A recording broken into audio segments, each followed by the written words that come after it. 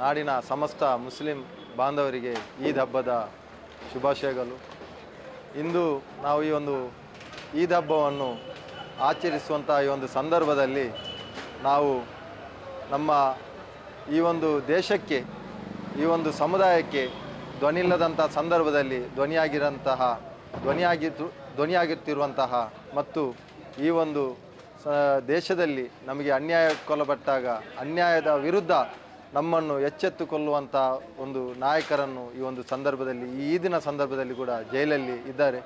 ಇವರೆಲ್ಲರನ್ನು ನೆನಪಿಸುತ್ತಾ ಅದೇ ರೀತಿ ಬಂಟ್ವಾಳದ ಸಮಸ್ತ ನಾಗರಿಕರಿಗೂ ಮತ್ತು ಈ ದೇಶದಲ್ಲಿ ನಡೆಯುತ್ತಿರುವಂಥ ಫ್ಯಾಸಿಸ್ಟ್ ವಿರೋಧಿಯಾದಂಥ ಎಲ್ಲ ಶಕ್ತಿಗಳಿಗೆ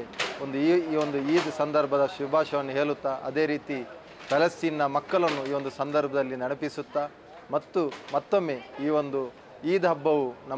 ನಮಗೆ ಮತ್ತು ಎಲ್ಲ ಈ ಒಂದು ದೇಶದ ಪ್ರಜಾಪ್ರಭುತ್ವ ವ್ಯವಸ್ಥೆಯಲ್ಲಂಥ ನಂಬಿಕೆಯನ್ನು ಇಟ್ಟಂಥ ಎಲ್ಲ ಸರ್ವ ಜನರಿಗೂ ಈ ಒಂದು ಶಾಂತಿ, ಸೌಹಾರ್ದತೆ ಮತ್ತು ಈ ಒಂದು